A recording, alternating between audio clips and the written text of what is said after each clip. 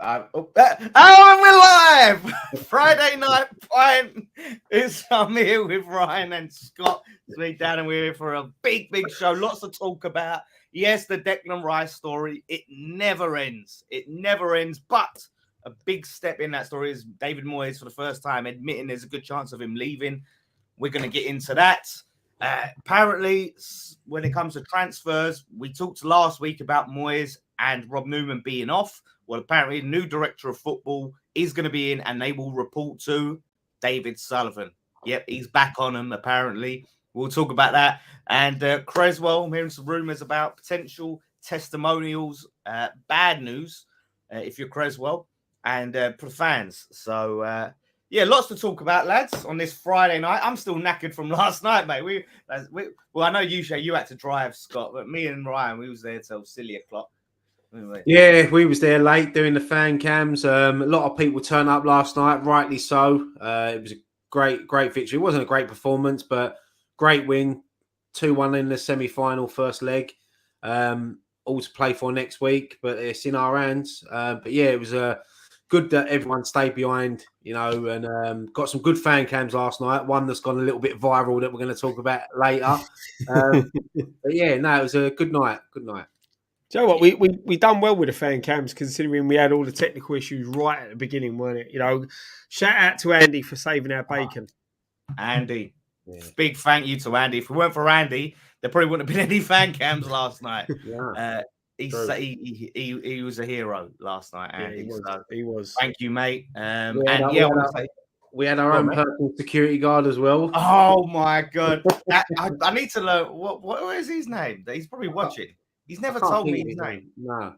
But he always hangs around. He doesn't come on the fan cams, but he hangs out, and he's a great bloke. And these drunk idiots came up and started getting in front of the camera, and him coming in, the bodyguard, and come in and just pushed them out of the way, and didn't miss a beat.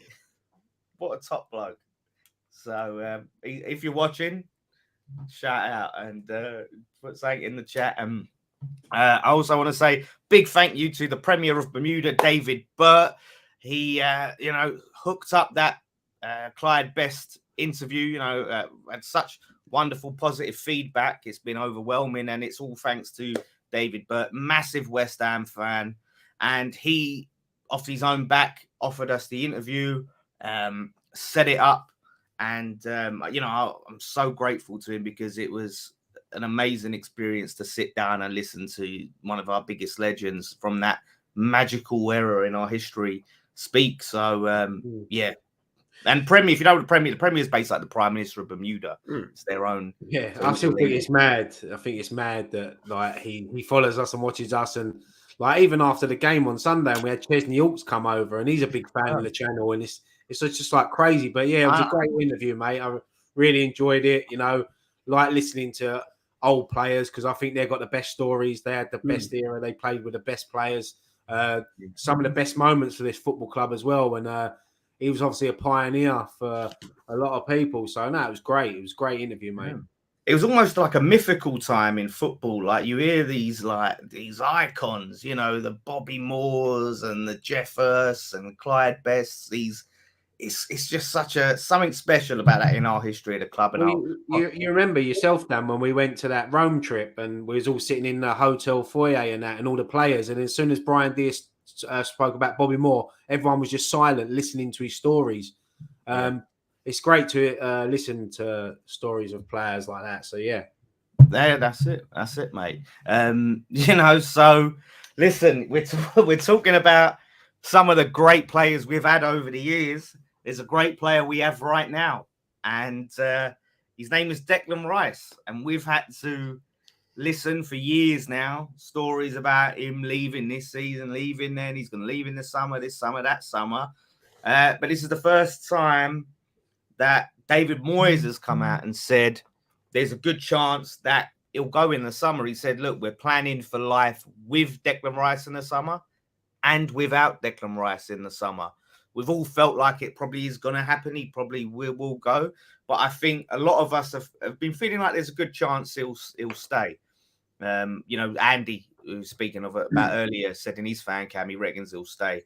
What do you guys think? Is it because I've seen some people when I put it up, they put in the comments going, "Oh, tell us something we don't know," but this I think is a significant sort of thing that Moyes has come out and said it. How do you feel? Do you feel like he was always leaving, or has this changed your perspective at all? Yeah, and I've always had a feeling, and I think most people had a think. To be honest, I think we've done well to keep hold of him as long as we can. I thought maybe after when he played for England in the Euro final, I thought he maybe moved on after that. But yeah, look, when Moyes is saying it, and you probably hear a lot more noise coming out of the club in the next few weeks about it, I think they're just accepting it now. And look, they've set their price. They want 120 million or 100 million plus a player from a Champions League club, which if that's what the club wants, they have to stick to that. They can't just start accepting like 80, 90 million. Stick to your guns, because Declan Rice, he never looks unhappy at the football club. And for me, if he's going to leave this football club, the perfect way for him to go out is lifting that trophy in Prague in June, his last ever game for the club. If that moment does happen. But look, he's got one more home game left in the Premier League, so I'm sure that he's going to get a huge reception. I don't think Declan Rice is going to leave straight away. I don't think he's going to leave. I think he maybe start pre-season with us, maybe start the season with us. I think that it's going to be one of them. If you start getting a few clubs involved, let them battle it out. Let them have a bidding war. Yeah, we haven't got to sell Declan Rice. Just remember that. And Declan Rice, for me, I think he would be happy to stay. I think, but football's a funny game. You never know what happens. A different manager comes in, potential new owners come in. They could turn around and say Declan Rice, especially on the back of winning a trophy. If it happens, you never know. We might see Declan Rice stay at the football club a little bit longer than we think, but I'll be honest, I think he will be gone in the summer. I think they've just, because of the stuff of the price tag and all that come out, I think Moyes has sort of had to say something like that. That we are planning for him to be here, but we're also planning for him not to be here. Look, he's got ambition. If we win this Conference League, Europa League football next season, like you said, possibly a change of manager, possibly change of the hierarchy of the running of the club. You don't know. You don't know whether that could coerce him to stay, and it's going to be tough to keep him. Look, there's some top sides knocking on his door. Us going out there and saying 120 million. I think they should have changed the wording in that and turned around and said 120 million minimum that we'll accept for him to allow a bidding war. It's look, you can't knock the boy's ambition. He's give his all this season. You see, this club means a lot to him, and that's the thing. He's shown loyalty by staying as long as he has. He hasn't had to stay this long. There's been teams out there after him for a while. I'll be honest, mate. So long as you don't go, the two places I don't want to see that boy go is Arsenal and Liverpool. I don't want him. I want him to go somewhere where he's going to be competing to win the top trophies. And look, Arsenal have been competing this season to win the Premier League.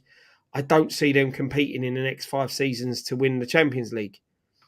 No. Man City, I do. Man United, I think, will be in a better position come next season than Arsenal will. And but if a club like Real Madrid are looking at you, it's hard to turn down.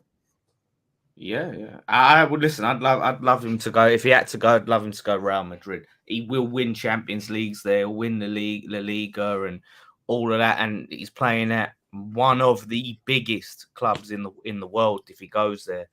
So, yeah, if he goes Arsenal, I think that's a risk for him. Yes, it's a step up from West Ham, but what is the point in this? Is your big move? Don't just take something. Well, that's a step up. You could take a huge step up potentially. So when you make that move, make sure it is the right move that's going to see you winning those trophies. Not just, I'll go Arsenal and 1 season out of 5, I'll challenge for the league and not win it. If you come away, you might win the odd FA Cup. And listen, we'd kill for the odd FA Cup, but you're Declan Rice. You want to go. You want more than that. The odd FA Cup. Yeah, you're going to play some Champions League football. You're going to go out around a 16. Maybe quarters if you're lucky. That's what they've done. You have to look at Arsenal's track record for the past 15 years, and I know they're going to go mad, but if City, if there's a move on there, then boom, that's a big move. If there's a move on at Real Madrid, that's a big move. Man United, obviously one of the biggest clubs in the world, potentially getting a takeover. It's a huge club. So yeah, it'll be interesting to see. I think the thing is with Real Madrid, I think it all comes down to what happens with Jude Bellingham, because I know they're after him as well, and I can't see them signing both of them. So if Jude Bellingham does go to Real Madrid, I don't think that Declan Rice will end up there. But Real Madrid have been looking at Declan Rice for the last 3 seasons. They've always kept an eye on him. So you never know. They might make the move. We know what Real Madrid are like. If they get the money somewhere, don't they? I know some people are saying they're skint, but these Spanish clubs always seem to find it, don't they?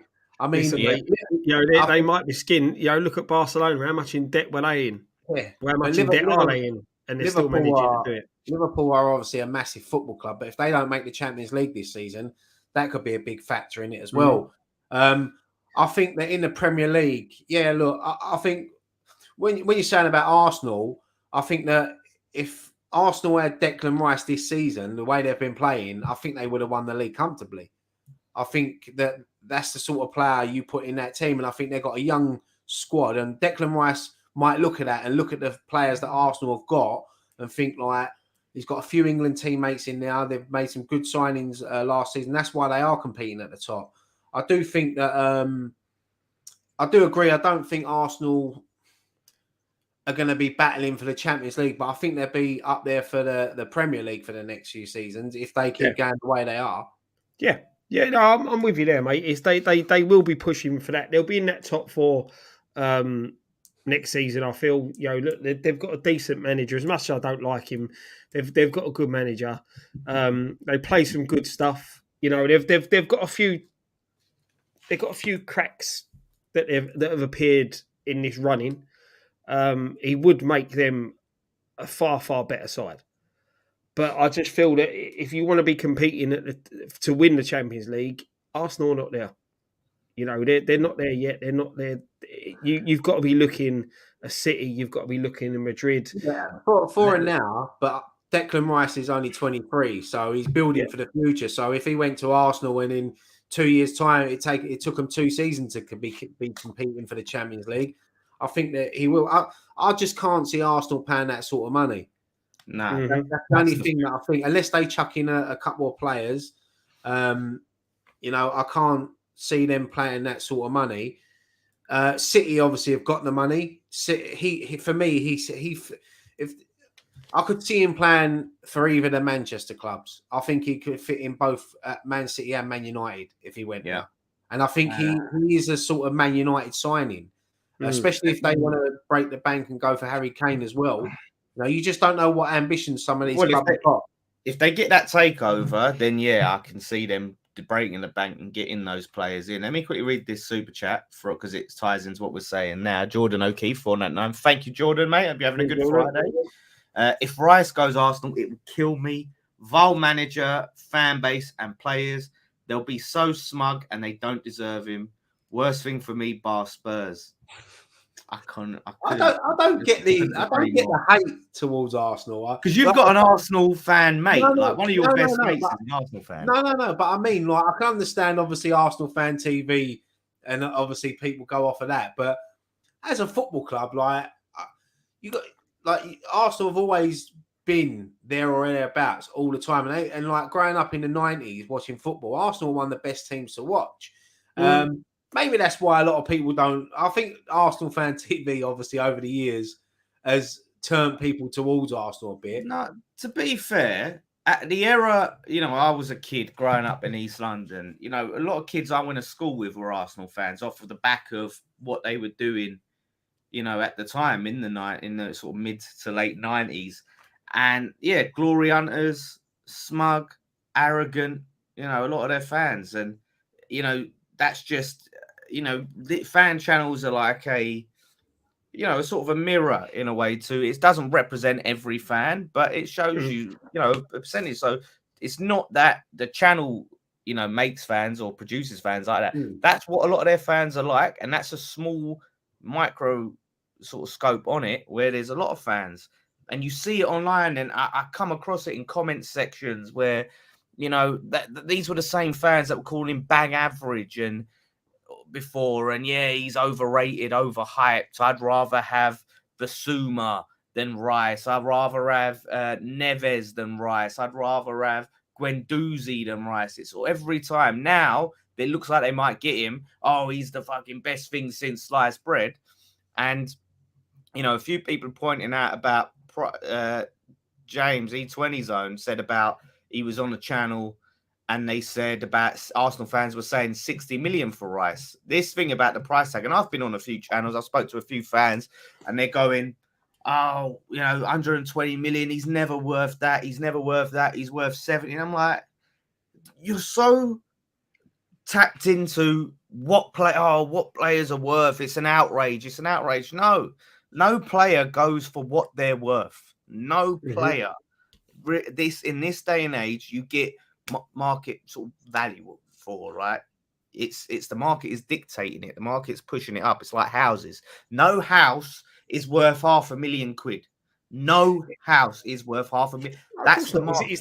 It's the market. And like you said, he's an England seasoned. Well, you could probably say seasoned in England internationals. I think he's played over 50 games now.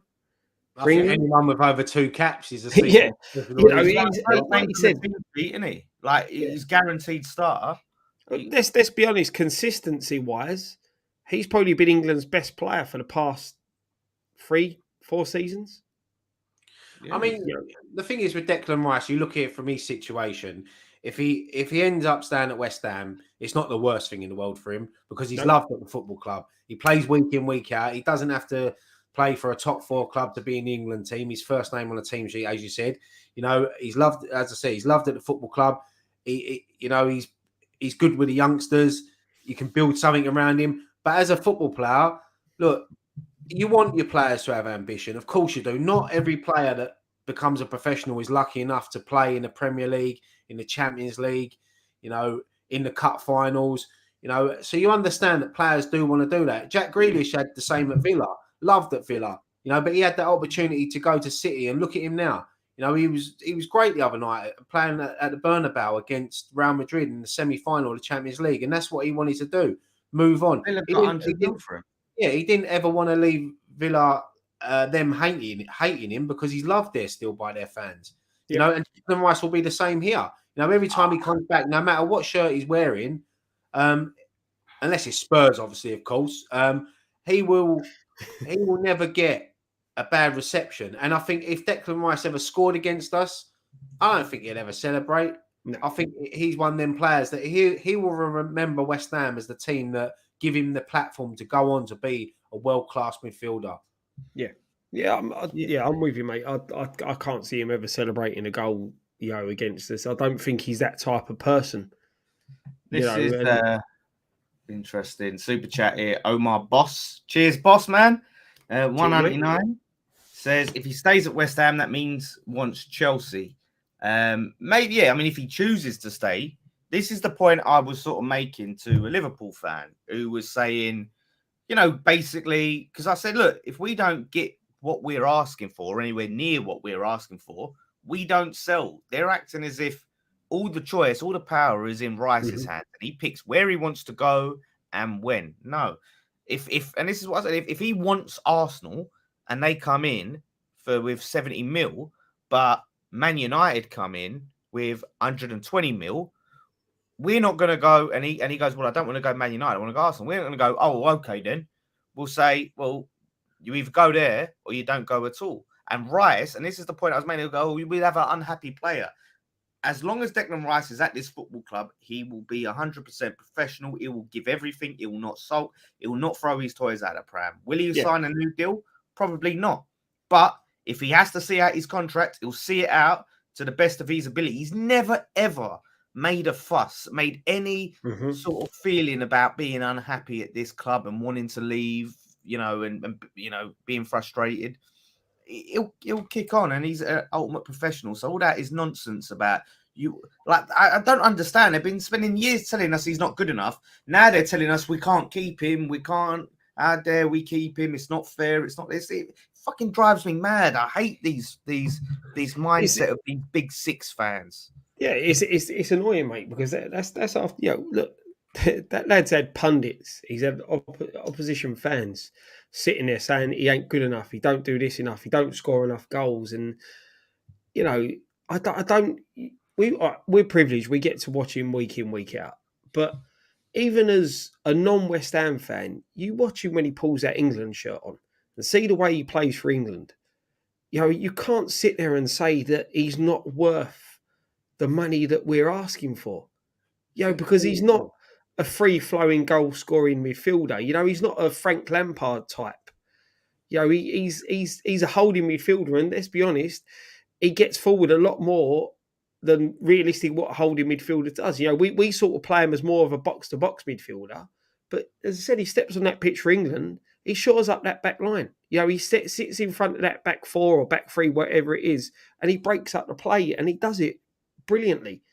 And I really don't get the discredit that he gets, if you know what I mean. These pundits, and especially some of these pundits that were top professionals, and they sit there and criticise him and try and pull holes in his game when there's not many holes in his game in the first place.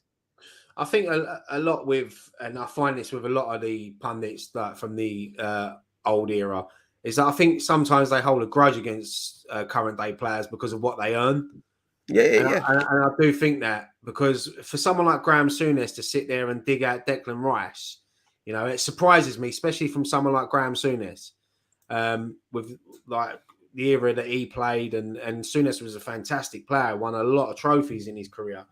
But look, everyone's a pundit these days, Everyone's a pundit these days. We all know what Declan Rice is about. We know what he can do. And whatever happens, whether he stays at West Ham, I wish he would stay at West Ham for the rest of his career, but it's not going to happen. But we wish him luck. He'll have everyone wishing him well from the whole West Ham fan base. If he goes Arsenal, I hope he never wins a trophy in his career with at club level. World Cup and Euros different. But I've got to say what I've got to say. Listen, that's just how I feel. Same if he went, he'd never go Tottenham. Ever go Tottenham. But if he went Chelsea, same thing. Although it will likely to win trophies at Chelsea, let's be real. So it will take some comments for that. For a lot of people got a lot to say on the Rice situation. So Dean Mallon says it's all done with Arsenal for Rice. There, he's got them caps on. 100. That was obviously the Moose has come out and said, and no one respects the Moose at all. No one rates the Moose. So I wouldn't take any stock of anything. To be fair, when Moose said that Rice is guaranteed at Arsenal, he's probably talking about the halftime buffet. So he's not talking about Declan Rice. He's talking about the fried rice in the buffet thing. Yeah, it's true. It's true. That's what he cares. I can't stand that bloke. Honestly. No, he's the only so-called West Ham fan I've ever heard try and cheer on Tottenham. Yeah. And he has no class at all, that man. Yeah. Honestly, I have no time for him, no respect for him. So don't buy into any crap that he says until I see someone reputable or I see him in that bloody Adidas kit. I'm not. Who's that? Who's the? I forgot his name now. Who's the one on Twitter that goes, "Here we go" every time there's a transfer being done? Yeah, that's it. I can't think of his name. Once he says it, an X says it, and he's holding the shirt. Before I put this up, G1 had one first, but G1's came in first before that one. So I'll come back to your one. I think that was Joel. So G1 with a 499 super chat says, "You get smug when you have the large fan base we have. He'll be great for us. Hopefully he wins the cup with you guys. So he has that grand exit. Come on, you Gunners, heart. Well, look, I appreciate that, and obviously you're one of the sound ones, Ju1. You know, so we appreciate that. But it's just like for me, like say Man City fans I've come across, even though they're winning it all, they haven't forgot where they come from. I haven't had no issues with Man City fans. They seem to be, by the large parts of what I've seen, still humble and still just enjoying the ride. I haven't had any problems with the Smugness. So I'd love him to go Man City if he went anywhere. Dan, do you want to know why? Because they haven't had the longevity of winning things.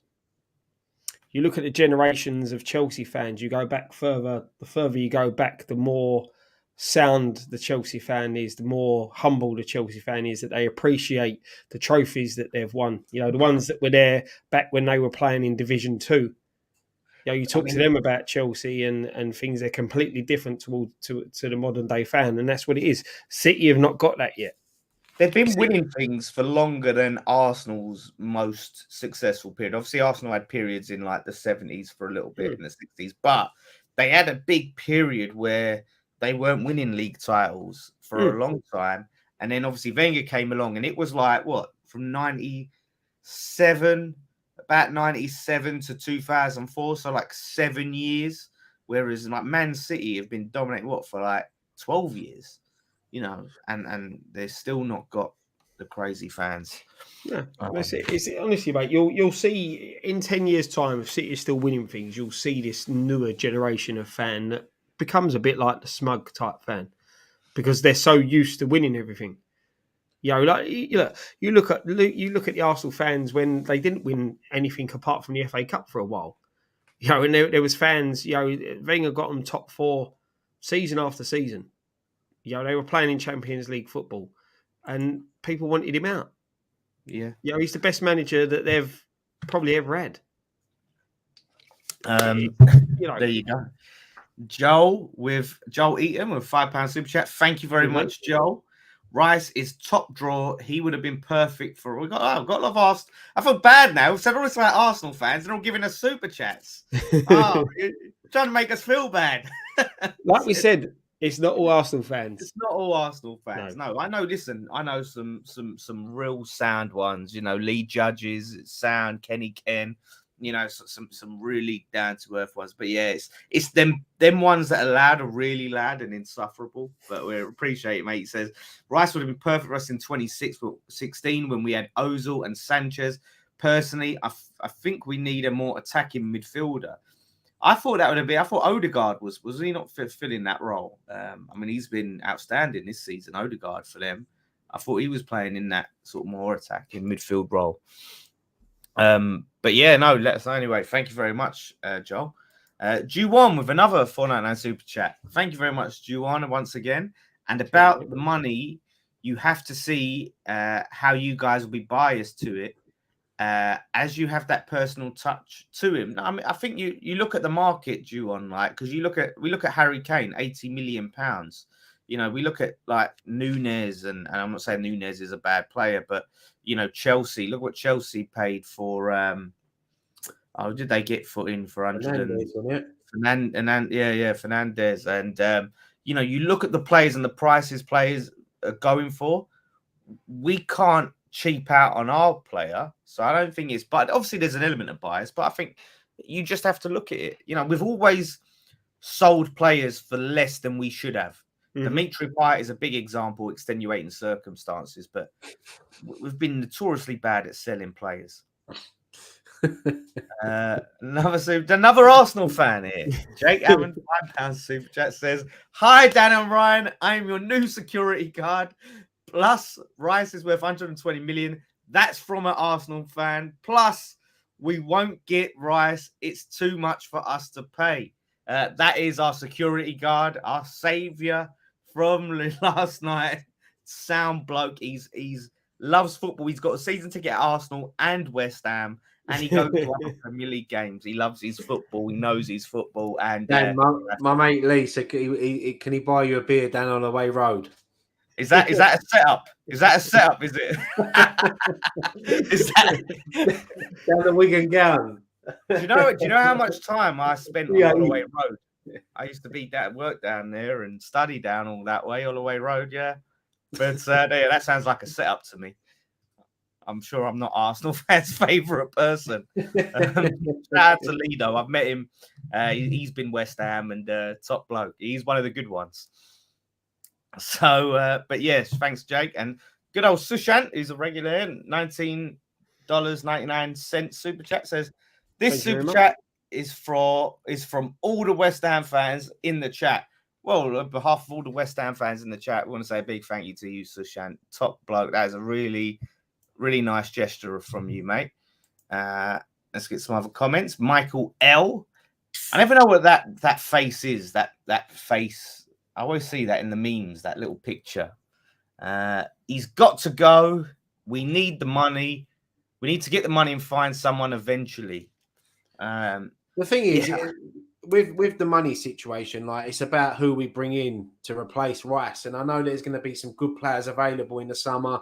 Obviously, you've only got to look at Leicester and Southampton if they get relegated. The players that they've got, Ward-Prowse, Maddison, Barnes, so you got to start looking at them type of players. But it's about, I mean, look, we all love Declan Rice and we don't want him to leave the football club. But if we invest the money right and bring in 3 or 4 players that will improve our team, then I'm not saying we're going to ever forget about Declan Rice, but you have to move on. We've seen good players leave this football club and we continue to move on. That's what happens. There'll be another, hopefully, Declan Rice come through the ranks in a couple of seasons' time.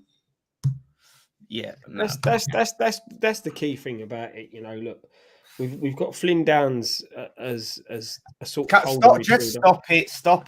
No, stop it with this Flynn Downs Rice replacement. We've got Flynn Downs as a holding midfielder, right? You need to take that money and you need to go and buy another 3 top quality players to boost the team. It's not about replacing Declan Rice. It's about using the money to build a team that can live without Declan Rice. I still think we need another holding midfielder, centre midfielder. I still think because look, I'm I was tweeting out in defence of what do you call it? Downs being in the worst team of the season thing. Oh mate, that was a joke. Absolute joke. How can he be in the worst team of the season and Kelvin Phillips ain't there? I don't even know how they even justify that. Tierney was in it as well, and he barely played. I don't get it. I don't know, especially down Calvin Phillips, I know he's had his injury issues, but he went for a big price tag and he's not really featured. And I don't really want to slag Phillips off that much because he might be in a West Ham shirt next season. So so do I. I'm not great player, injury prone. But yeah, I missed the point. Obviously, he meant the prison, Lee. He's talking about taking to prison. I completely missed that at the time. But the thing is, as well, I want to point out on the whole price thing, and I was saying this on another show when they was getting on me about the price tag. And the thing is now, where you're seeing these mad prices, it's because, if we go back about 15, 20 years ago, when we were selling players, for 10 million and all of that stuff, like we had to, clubs like West Ham and Brighton's and Palace's, we had to sell our big players for financial reasons, for business to keep going, to pay our wages, to bring new players in. And I remember in the late 90s, we had to sell Andy Impey just to balance the books. Mm-hmm. that's what it was like. We had to sell because of the position we were in. We needed the money. Now, because of the TV rights, clubs like West Ham and Brighton and Palace and Everton and Leicester, we don't have to sell these players. If Rice went for free, we'd miss out on a shitload of money. But would we fold? Would we struggle to pay players? No, we'd just miss out on money. We'd go on and get the TV money and all the other money we get. That's why when you don't need or want to sell someone, you put a big price tag on and says, well, if you want this player, that's the price. Otherwise, we're happy to keep him because we don't need to sell him. Yeah, that's football's changed. That's why the prices are going mad, because we've all got money. It's equal. It's an more even playing field now, and they don't want that. They want you to sell them on the cheap like the old days, so they get better, and the gap between us and them gets bigger. That's what they want. They can't stand it. I agree, mate. I agree. I mean, it's a different game, and as I said last week, they put that table out, didn't they? That we've got the fourth richest owner in the Premier League. in Kretinsky, 10.1 billion. So the money is there. We just need him to free it up a bit, or we need someone else to come in, buy Sullivan out, and then we go full steam ahead, and then maybe we can be competing year after year, trying to break into that top four. Yeah, this is the thing. I think it all stems back as well that we've again, you looking back, we've missed opportunities, haven't we? Really, opportunities to strengthen at the right time where we could have been pushing. We could have cemented a top four place. We could have nicked fourth spot. Look, not saying that we would have been able to compete in the Champions League, because when we were pushing for that fourth place, we were way off having a side that can compete for that. But I think missed opportunities that may have given us the chance to sign better players. Look, we've brought some top quality players in. Paqueta now is showing the class that he is. But you sit there and it's always with us, what if? What if we had strengthened in January? What if, we got Champions League football this season instead of Europa Conference League football? That's the annoying thing. And what the money we get from Rice, whatever it will be, it just needs to be spent wisely. And we need to sign quality, and we need to sign players. We've got a big rebuild with or without Rice anyway. Coming in, the one thing that's going to help us attract these players is if we win that Conference League, we go into Europa League, which is obviously, we know it's a bigger competition than what we're in now. It's obviously the one below the Champions League, but it will attract players because players will look at that and think, Europa League football is decent. Players want to play in Europe. Yep. And someone said it's he said it's his missus that has the money, not Kretinsky himself. Kretinsky's worth he's worth nearly about 10 billion. His missus is worth about 20. Yeah, but what happens to all that? What's mine is yours and yours is mine, eh? When you get married, you share and all of that. But no, he's made his own money, Kretinsky. All that money he goes invest in businesses and all of that, in Royal Mail, all that stuff. That's Kretinsky's money. So he's no pauper, trust me. He's very rich. Let me just get through the rest of these comments, and then we'll tie into the summer and what's going on there. Paul says, I think Rice will stay another year. So he can wait for Chelsea to get Champions League. He can't move there yet, as he would look stupid. That's an interesting take. Potentially, I think he could. He's a Chelsea fan when he grew up a Chelsea fan, so he can always say that. Matt Rainey says if he wants to go, he can. I won't love him the way I do now in a West Ham shirt, but I'll be grateful for his time here. If he stays another year, good on him. But fuck my life, what a player we got on your hands. Well put, Matt. Well put. I completely agree. Read that one. And then Michael L says Rice is too classy. He would never say or do a bad thing against us. Completely agree. E20 Zone TV says the only problem with that, Dan, is his contract is winding down. So will his value? Big Six fans are the worst kind. I think, but that's the thing. Like I said, I think, look, if we kept him another season and then he went for 60 mil next season, we've got Rice for a Europa League campaign. That's huge.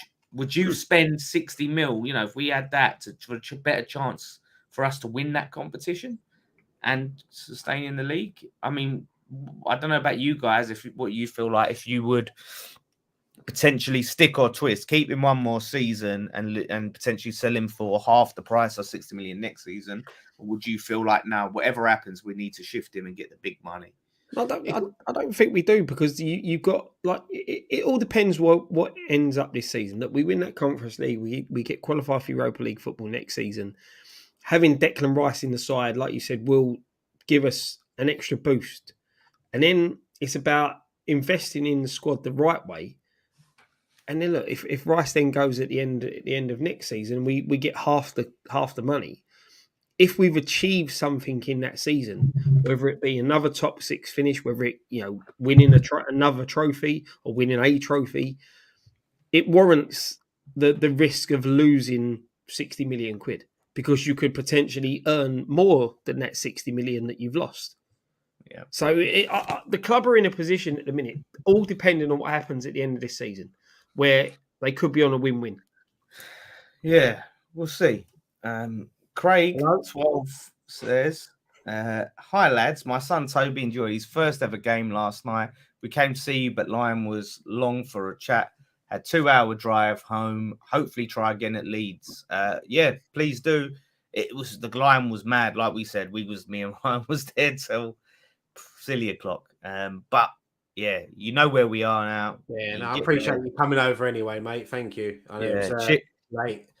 Cheers, mate. Oh, final thing, leave it. We leave it, Arsenal maniac. Or manic. So, speaking of what we do in the summer with that Declan Rice money, if we do sell it, we spoke, like I said last week, about if Moyes stays, he won't be in charge of transfers. Newman will be leaving. So, we was talking about that and saying, well, obviously, Noble will have his part to play. Maybe we'll get someone else in, or if a new manager comes in. But reports coming out from good old Sean Whetstone claim that we'll be hiring a new director of football. So Noble will stay on as sporting director, which I guess he will be in charge of the behind the scenes stuff, the academy, all of that stuff. And a director of football will come in who will manage the transfers, but report directly to the board, aka David Sullivan, who loves to get involved in transfers. This, to me, I think spells disaster. Absolute disaster. If we get a good director of football, he knows what he's talking about, great.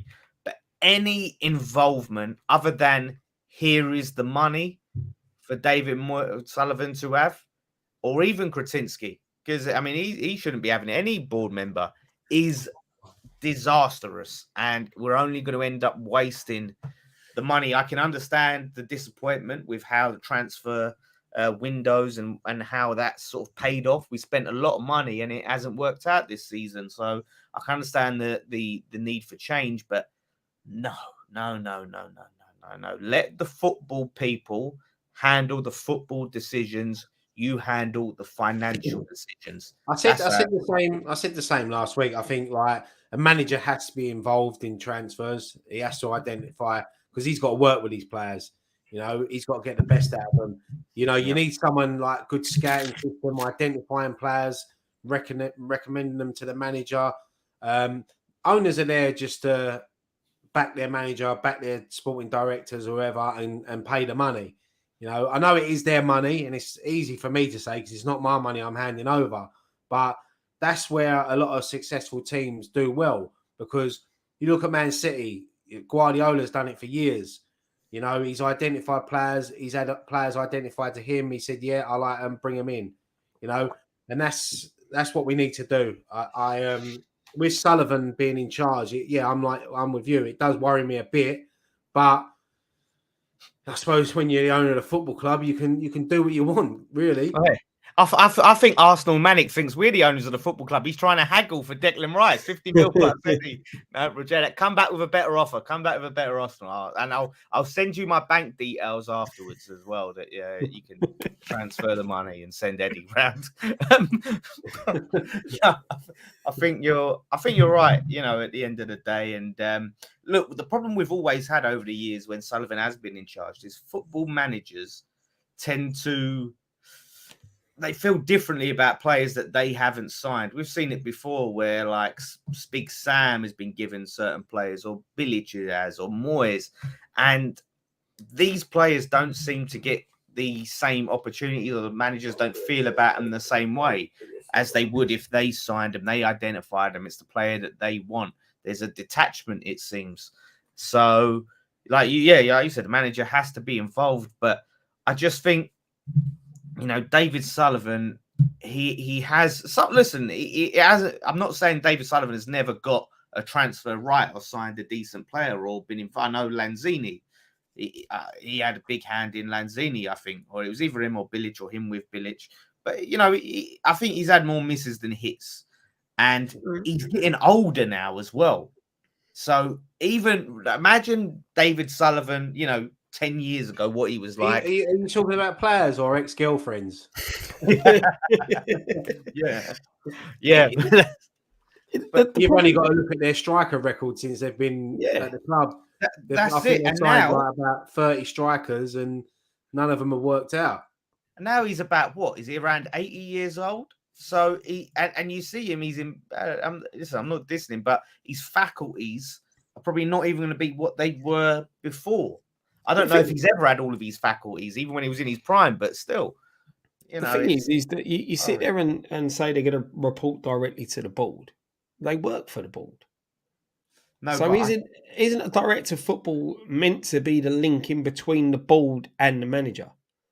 Where the manager highlights scouts or gets the scouts to scout the players that he's interested in, then the director of football looks into the contracts of the players and then goes to the board and says, right, well, these are the players he's interested in. These are the players we're looking at. These are the contracts they're on. This is how much we're going to have to spend to get these players. Isn't that the link that it's meant to be? Well, I believe the implication was that, the board will be vetoing not so much the money, but in terms of the player. Like, well, no, where before we've obviously got the agent. The big link for us is people like Salthouse, right? We've always signed Salthouse players because we got the link with Salthouse. So we've had players offered to us before that ain't Salthouse players and go, no, actually we'll miss him, and then actually we'll sign this player. There was when we could have had Kante. I don't know, it's not saying Elbiang was a Salthouse player, but this is indicative of Sullivan. We had the chance to sign Kante before Leicester did. Yeah. And they chose to sign Obiang because of a personal connection and relationship that they had. And scratch my back, you scratch my back, I'll scratch yours still. So we missed out on N'Golo Kante. And listen, I love Obiang, class geezer. He's had some good games, good memory. He ain't no Kante. He ain't no Kante, mate. Exactly. You know what I mean? Yeah. That's the issue. He'll never be able to resist getting his hands stuck in. He'll never just be able to go, yeah, okay, I'll just sign the check. No, we're not willing to spend that. Yes, we are. I don't get in the modern era how things like that get away with it. Yeah. Do you know what I mean? I get having agents that are more preferred to other agents, but things like that for me should be looked into. But there's always loopholes and backdoor. We've had a history of missing out on players, though. I mean, we missed out on Shevchenko, Drogba.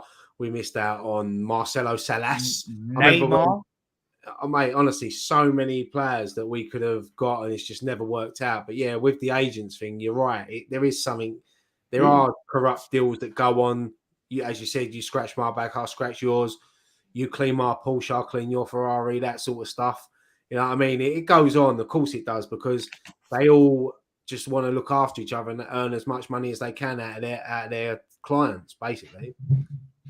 Yeah. Well, speaking on that, director of football, a little update. I don't know if this means anything to anyone because I'm not too sure about his track record, but West Ham are interested in poaching Roma director of sport Thiago Pinto for next season.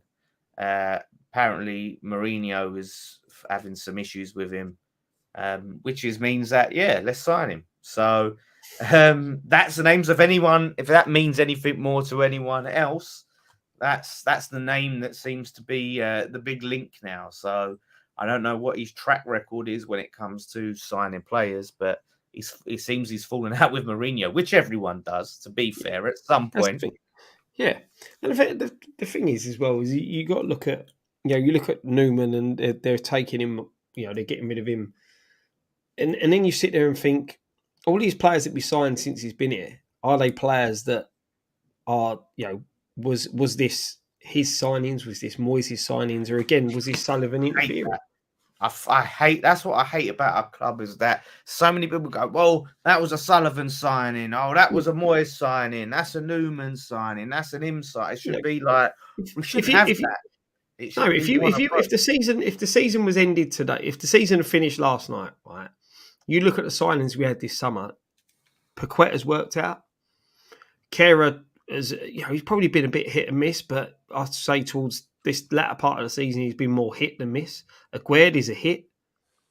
You're only really looking at Scamacca as the one that's not flourish that we were fully expecting to. And Cornet, because of the injury. Cornet, I'd say as well, has been a disappointment injury-wise. Not saying him as a player because we haven't really seen much of him, but it's been difficult to see him get a run in the team. I mean, we might see him get maybe a start against Brentford on Sunday, but yeah, he's there are a few players that haven't worked out.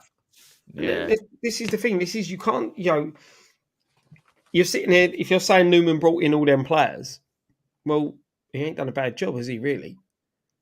Yeah. So this is the thing. Who's took responsibility? Are we going to get another situation like you were saying, right? Is it? Oh yeah, Emerson as well. He's another one we brought in this season's been good. Is all the good signings Sullivan? Are they my signings? But all the bad ones are not. All the bad ones are Newman's. That's why we're getting rid of him because I signed all the good ones. Finger pointing, and passing the buck. Yeah, but when they do work out, they all want to take credit for it, don't they? Oh yeah, exactly. Yeah. That's my one. I hear it all the time. But look, at the end of the day, I think we still don't know who our manager is going to be next season. They're making a lot of decisions, and we're approaching players and things like that. We might have an opportunity to sign the big name manager, and you put all this bollocks in place, and they might go, "Nah, that's not for me." But then you might go, well, actually, having him in charge on his own and making decisions better than us having this director of football reporting to the board. We really should know what sort of shape we're in. Have we won the trophy? Are we in Europe next season? Who's manager? That's why you get a lot of people now that are not managers, they're coaches. And they're basically saying, right, we're going to sign your players. You coach them and get them playing right. And that's the difference between the manager and the coach. Because you look at people like Alex Ferguson and Arsene Wenger, they had complete control of the club. Yeah. But look how long they were at their clubs for. Exactly. That, I think, is the biggest enemy of longevity, is managers having less and less control. Like David Moyes had a similar thing at Everton, and he was there for 10 plus years. So I think the modern day model of football is there is no longevity in managing unless you're a special talent, like Pep, Klopp, someone like that. Klopp, yeah. They're looking at turnarounds. They're looking, 2-3 seasons, then the manager's gone. Yeah, but I think not if you manage Watford. I think you get about 2 or 3 games. 2 or 3, yeah, exactly. Yeah. And even Leeds. Look at Leeds this season. They've chop and change managers. Yeah, it's crazy because I think it's so cutthroat that they don't give managers time to try and build something. Yeah, but I think them not having control is part of that, and plus there's less because of that short-termism, right? If you have got a manager and they've not got all the say and they're not signing all the players, then it's easier to get rid of them because they're not as tied into the club as they were before when they did have all the control. So you've set all the systems, like you've set how we're playing, and you've got the plan and the vision. They follow your roadmap, and if not, you get them out and someone else comes in, and it's easier to have that turnover of managers. But that's also these days there's a lot more pressure because there's a lot more money involved, and plus you've got a lot more. Fans can make a lot more noise these days with social media and things, and it puts pressure on owners and managers and players. Where back in the day, you lost on a Saturday, we'd all go and moan in the pub, and that's it. You forget about it, and go home, and then you turn up next week and you do it again. Players didn't hear what. The only time you got involved with players is either if you wrote a letter to the club or went down the training ground. Yeah, that's it. And the thing is as well, this then also affects youngsters coming through. Because a manager will have a system that he wants to play.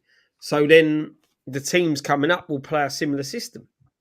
So if you're a decent right back, and the manager at the time plays right back, you get blooded into the first team, you get a few games, they start looking at you thinking, the manager goes, the next manager comes in, might play 5 at the back. But that's actually an argument for the managers having less control, because if you have these director of footballs and sporting directors who decide this is the system we play, this is how we play, and you you identify the managers that do that and they come in and fit that in, you know that that's not going to happen. So you know, okay, this is a right back. So a manager's not going to come in and play a wing back position because we've decided that this is what we want to do. So this player's going to. So that is kind of. There's pros and cons to everything. I think It's basically you're basically looking at the old Ajax model, but the managers have no control. Yeah, so I said basically what you're doing is you're playing Championship Manager. Yeah, it's a slippery slope. Oh, well, we better find that Will Still then. Be perfect. Let's get it crazy thing. I feel bad. Like so, Edward Turner has put a $10 super chat in, and I think he by accident didn't type anything, and then he sent another one in and typed. You didn't have to. You could have just put your comment afterwards, mate. We would have read it out. I feel bad that's happened. Thank you very much, mate. Thank you so much. All the same, Edward Turner. We don't do refunds, mate. So I don't even know how to do refunds. I don't know how. I appreciate it, but we do appreciate it. But yeah, if you do, I'll have to research it. Says, hey boys, American Hammer here. Been watching you guys since 2015. I was in uni.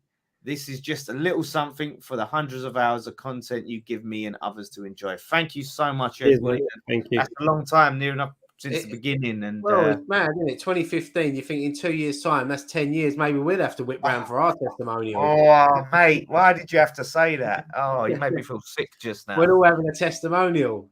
10 years. Yeah, wait, we should have one, shouldn't we? Just. It's mad, isn't it? But yeah, no, thank you obviously for your support and watching us, and thank you for your donation as well. Yeah, and shout out to all the American Hammers out there in the States. Good old Steve, WHU Bell, one of our good old regulars, always in the chat. Great bloke. Cheers, Steve. Super chat. Thank you once again, Steve. Says good thing about apart from the win. Is we don't have to win out there. Draw's good enough. Good thing about last night. Yeah, apart from the win. Yeah, it's true. It's true that it's in our hands a little bit more because a draw is good enough. So our chances of going through are higher. We just can't bottle it. We cannot bottle it. Just don't let it slip. As Stephen Josh shouldn't actually even say that, right? Touch wood. I don't want to curse us, please. No, but that's what worries me at the same time because. Does Moyes then, is he going to just go for the draw? Go out there and think, well, we just need a draw, go for the draw. And in that respect, we've seen it before, set up for a draw, you don't get anything but... I don't think he will. I think he will. He'll go out there to win. I think even if it plays into our hands a bit, because yes, we can go a little bit more defensive just to soak up that first 10, 15 minutes. But I think they've got to go for it now. I mean, they sat back from the first minute. Why can't I'm hearing myself? That's gone. Can you? No, I could. I thought I was hearing things. It's all right now. No, but you can see it from the first minute last night that they was there to either nick a 1-0 or get a draw. Yeah. So they got to attack us now. So I think, and that's where I think we're good with team because we're not a possession based team. They had more possession than us last night. So. But look, as I said last night on the fan cams, we didn't play that great, and they wasn't that great either. But we still got the win, which is always a good thing. Yeah, definitely, mate. Definitely, you got to look at it too. They need one result. We've got the option of two. There you go. Yeah. So... I remember Nick. I remember meeting it. It was it Norwich in pre-season. I think that was the tickets he gave away. Norwich. He blanked you. He's like, "Who's this nobody?" Like, trying to talk to me. Where's the big Don? I want to talk to Nicky. I'll give him, but yeah, no, Nicky's a great bloke. Honestly, Nicky is at work. He was at the game yesterday and had to leave before the end to go to work, so he didn't even get to see the winner. I don't think. No, I think he did see it just as he was leaving. He see the winner and then he had to leave. As he was no. He weren't at the game, lads. You got it wrong. He had childcare issues. That's why he was late for work. Yeah, he was watching it on the TV. Yeah, and, he weren't yeah, his kid went out, and yeah, you know what happens.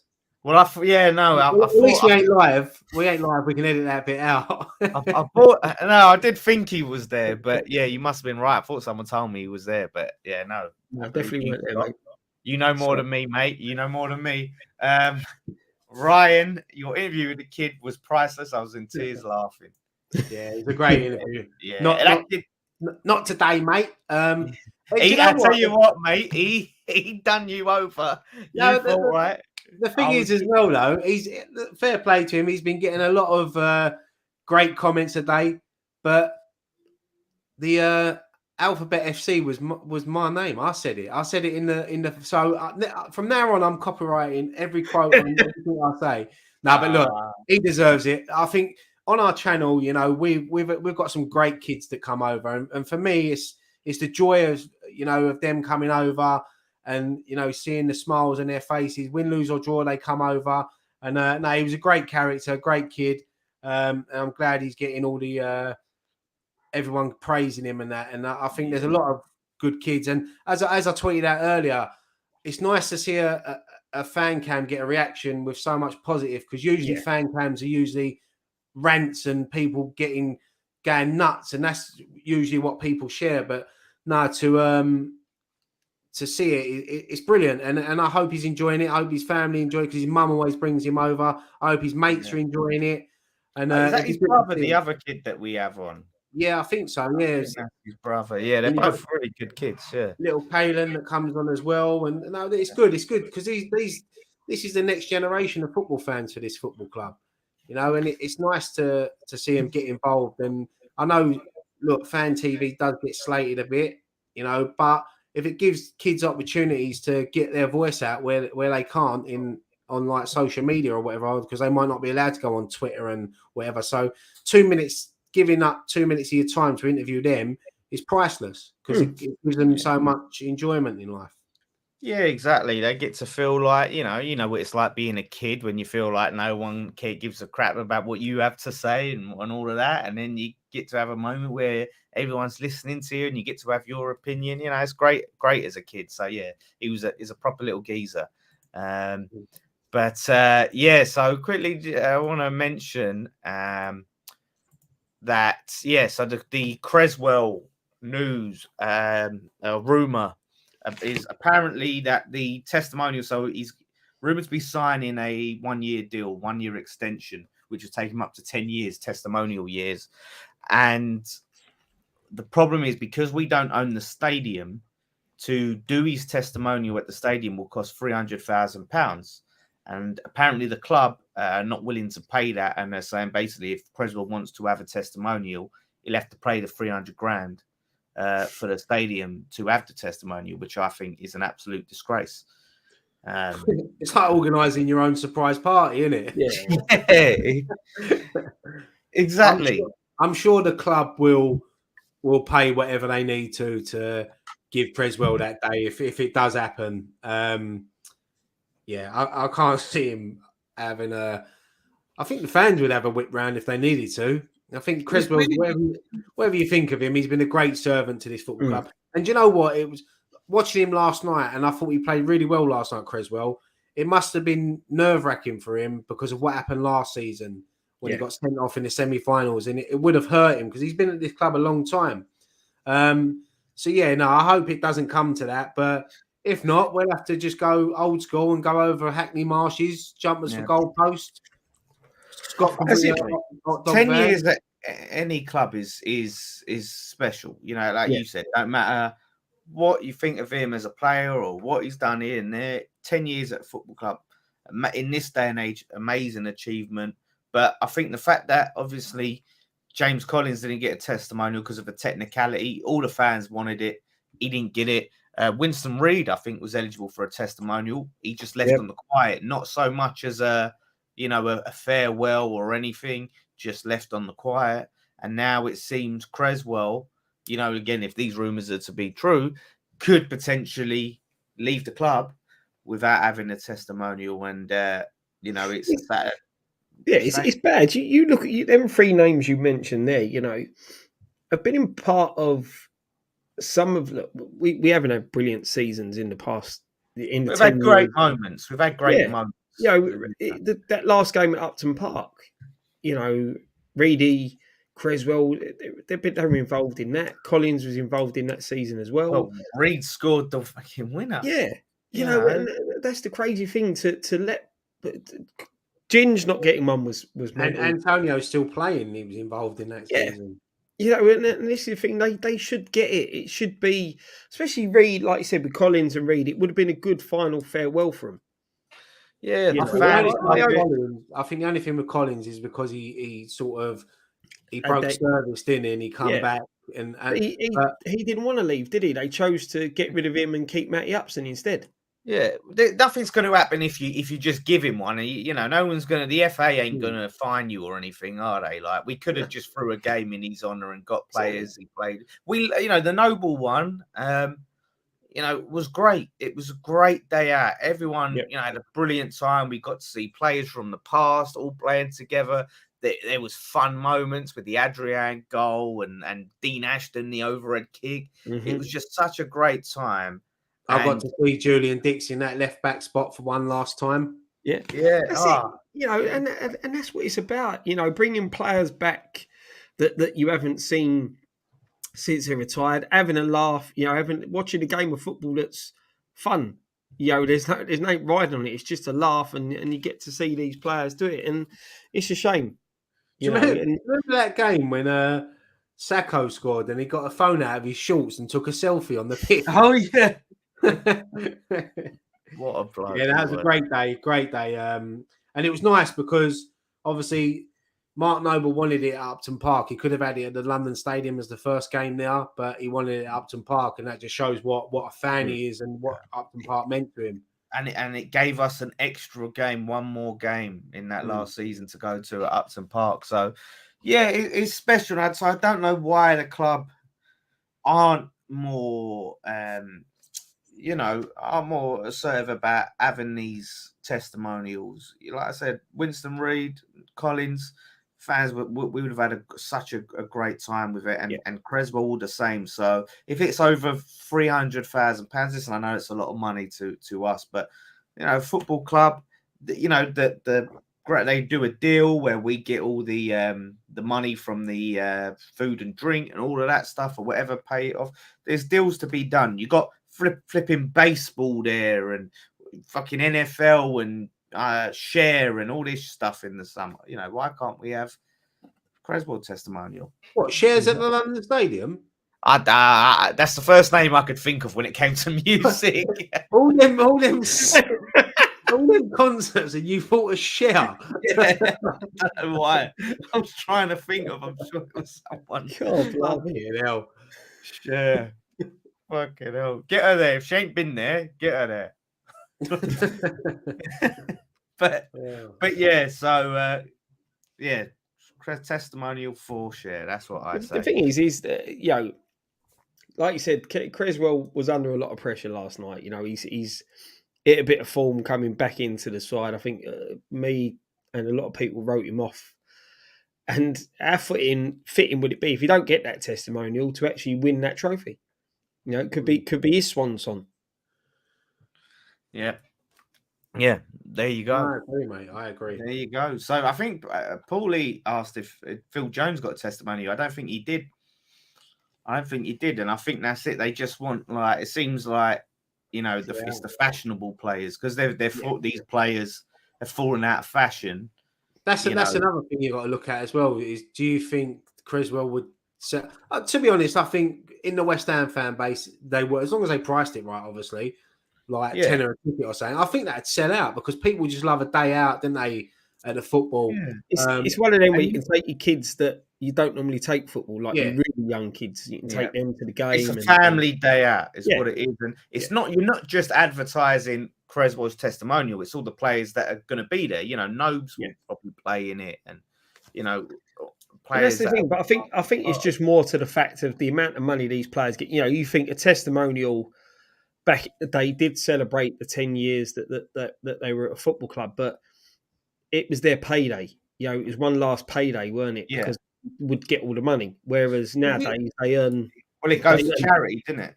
Like, charity. So think it was. I'm sure Alvin Martin had 2 testimonials. It might have been Billy Bonds. I know one of them 2 had 2 testimonials. I remember going to Alvin Martin's testimonial at Upton Park when they drew 3-3 with Chelsea, and I remember the highlight of that day was Les Seeley in goal, just mucking about all game. Yeah. And I even remember Jamie Redknapp and McManaman coming on for West Ham in that game, and it was weird seeing them in West Ham kit. The kit you're wearing now, Dan, that's the kit they played in. Yeah. And I remember that. And they were obviously big players back then, playing for Liverpool at that time. Yeah. And that was a great day as well. It was good. Yeah, that's what I mean. So, hopefully it's not true and they get it done. And like I said, next season we can all have a great time and get to see some old faces back and all of that sort of thing. Because, like I said, I still, part of me is waiting for giving him for the semi-final last year. But like you said, great service to the club, giving me some great moments. And I tell you what, he's really rolled back the years, second half of this season. Yeah. And it's been playing very well. So fair play to him. You've got some Share fans in the chat, I see. I was walking past, I went past that ABBA thing because I went Pudding Mill Lane yesterday. The ABBA, what do they call it, thing? It is ABBA Voyage. Q was mental, like. Yeah. My wife went there with her mates a few weeks ago. She said it was really good. I think they've got more plans to do other artists in there. Like once the ABBA one runs out, I think they're rumored to be doing a David Bowie one, which would be good. Doesn't it feel a bit weird, like a bit morbid? I know, like ABBA's alive, so it's not as bad. But the thing is, that, like Jade was saying, that after a while you get used to. You think they're actually real because the holograms are that good. It's very weird. That's why they don't allow you to take phones in there. That's why you never see images of it, like online or anything, because you're not allowed no phones in there, which I think is good because I can't stand it when people go to concerts and they watch it through their phone. Like, enjoy the moment. Watch the artist, not through. Live for the moment. You see it at football as well, didn't you? Someone gets a penalty, everyone's got their phones out. Let's be honest. When are you going to watch that back? Like you can see it on the TV when you get home on the replay. Well, it's true, isn't it? I've filmed a lot of things where I'm filming something and there's someone like getting in the way of the camera with their fucking phone, and I'm like, I'm obviously filming it, aren't I? Like, there's obviously a video that's much better quality than any crap that you're filming on your shitty phone. So get out of the way and wait till the good one comes out. Sometimes it's just about being there in the moment. Yeah, Do you know what? The amount of things that I've filmed on my phone and haven't looked at since, like you take a picture on it, you film it, and it's just in your phone, and that's it. You don't fucking look at it. People like, okay, sometimes wife's taking a picture of the dinner in the restaurant. I'm like, what are you going to do? Put that in a frame and put it in the fucking living room? What are you taking a picture? I know, like, when you flick through your phone and your pictures, you got some. Why the fuck am I taking a picture of a pint of beer? Beer, just having a beer. You go, but no, I went to the Michael Jackson concert in '98, the history tour, and I had one of them disposable cameras. I don't know where the fucking pictures are somewhere, and I was up in old Wembley, Rose Z, and I was taking pictures. And I look back, and you can barely see Michael Jackson. It's like a little dot in the fucking picture, like an ant and. There was one picture, there was a tank, you could just see the tank, but I just thought, like, I took these pictures. Paulie's just dropped me right in it. I told him not to say anything about this, but he's grasped me right up. Well, both of us now, so we're both, everyone knows now that me and him went to the Dolly Parton concert together. It was a great night, a few cocktails, bit of dancing, and a bit of Dolly. You can't go wrong, mate. Is he on the one? You've met the Paulie Walnuts? Yeah, we went to a Dolly Parton together. That's on the way. Listen, Dolly Parton had some great tunes. No, mate, we went Dollywood. They call it Dollywood. We all met up. Yeah, it's like a theme park or something, isn't it? Dollywood. Yeah, no, mate. It was a great. Honestly, it was one of the best nights of my life, mate. We had a great time. Started off with a few Jack Daniels, ended up with like cocktails and everything. Wigs, loved it. Nick saying picture of a Guinness is beautiful. It depends. Have you seen Shit London Guinness on Twitter? It's an account called Shit London Guinness, and it's just pictures of shit Guinness poured in London because London is known for its shit Guinness. But yeah, when it's poured nice. I hope your side win the Conference League so Moyes can end on a high. Dolster, thank you, mate. Listen, still hoping, pulling through for you boys to stay up. Keep the faith, mate. Keep the faith. Over. I don't know what else we got to talk about.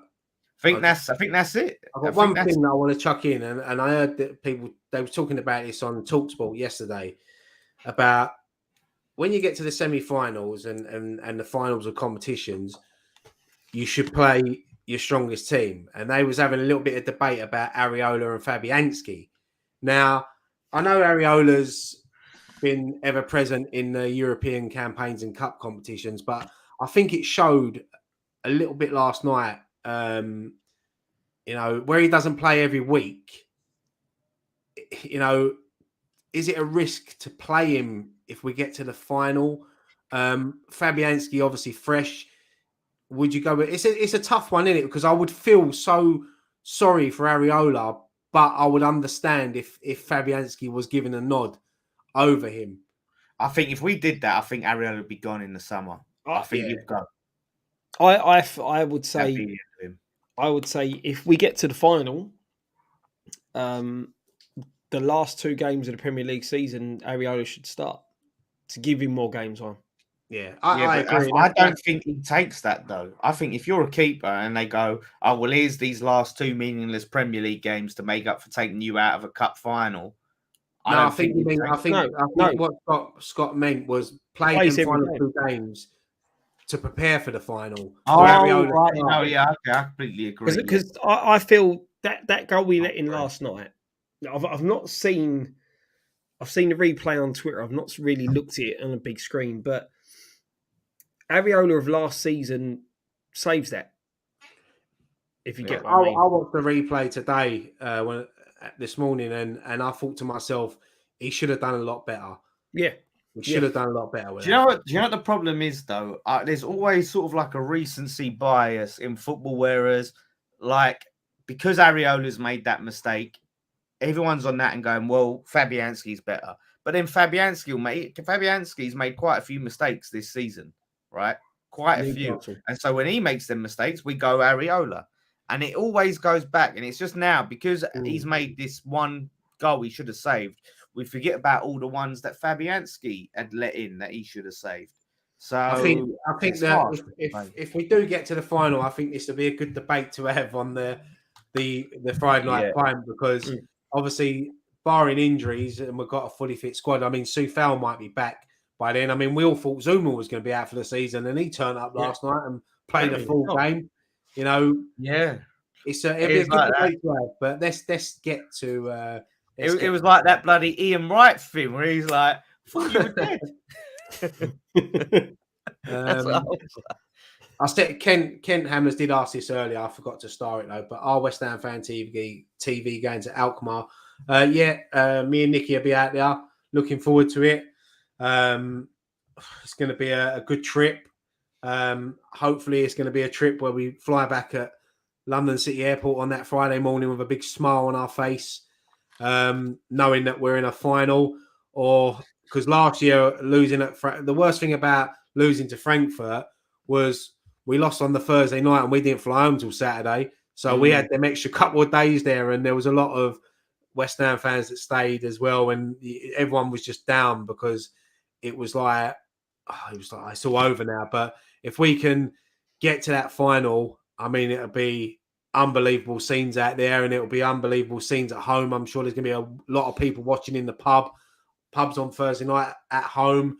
And I just hope that the boys can do it for us and we can go that one step further and get in that final, because this club needs it and our fan base definitely needs it. As I said, whatever you think of this competition, it's a final, it's a trophy, and it's a time for fans to just have a little bit of a celebration. We don't need much of a reason to have a piss up, but it'll be good. It'll be good end to the season. But I'm looking forward to the trip.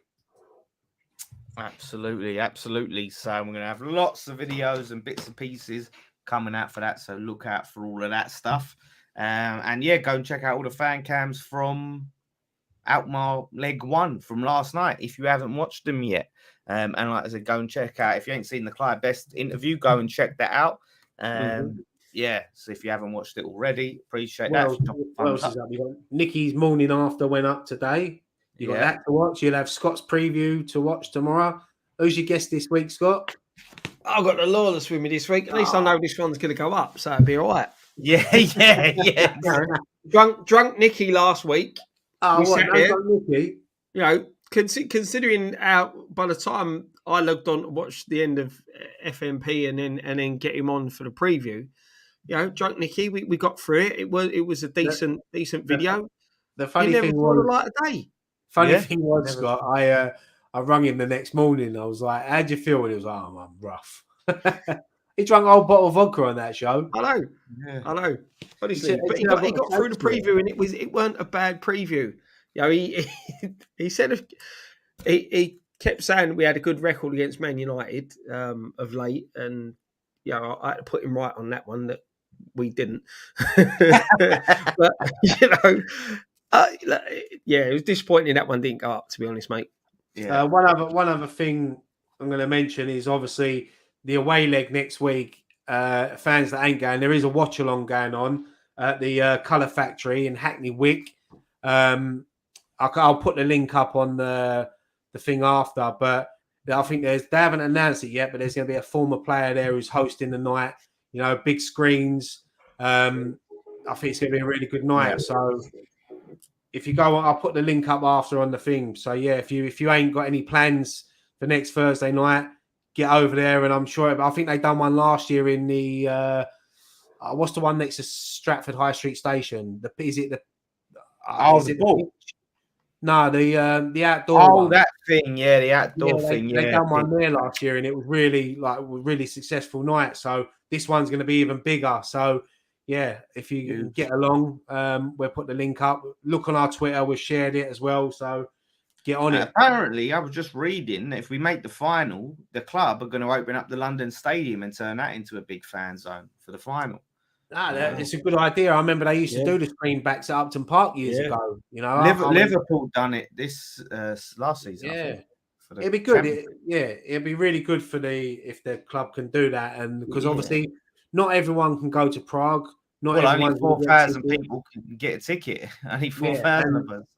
And like, it'd be good if they could do something at London Stadium where all the fans could come and enjoy the moment together. And there's going to be a lot going on over the next few weeks. It's it could be a really good end to what's been a poor season Premier League wise. And we've got a big game on Sunday as well that we haven't even mentioned yet. I know you're going to talk about it in your preview, but it's a big game. But we can afford to rest some players on Sunday.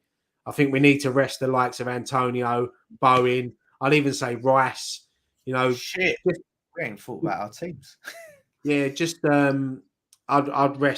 I'd rest them, to be honest. I'd give a few players a rest, and it's a free hit on Sunday for me. I can't see that bottom three now. I can't see us getting dragged back into that now. 7 points, 9 to play for, 7 clear. I think we're all right. And the plus side of it, 3 of them play before we do anyway, so that could have an impact on it. Well, that could impact his decision on who to play, because if results go out against us, he might think, shit, we need a win here, but I think we'll be all right. Let's just concentrate on Thursday now. Yeah, that's it. So look out for that. Like I said, me and Scott preview will be going up tomorrow because I'm on it. I'm doing it. I'm editing it. It's going up. I should do it now just to make myself make myself look bad.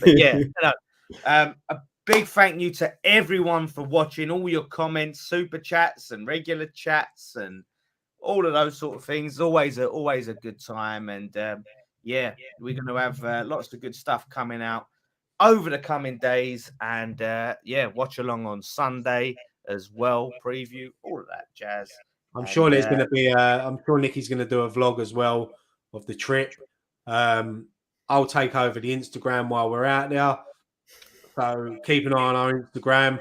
I'll probably cut it off about 8 o'clock when the booze starts flowing.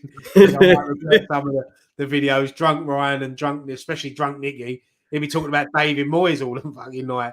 Yeah, Moyes, David Sullivan, they're crumbling. The club is being dragged down. And like I say, you didn't see his tweets on Twitter. He had like a thread of just 20 tweets, massive rant. It was. Oh, thankfully that was on Twitter and not on here. But before we go, bloody, I almost missed this. Good old Roy May Jr., $20 super chat. Thank you, Roy. Says, cheers, boys. Nothing meets sitting on the back porch on a Friday afternoon, soaking in the Texas sun with a cold beer and watching Friday Night Pint and chatting with my West Ham Fan TV family. Appreciate y'all. Come on, you Irons.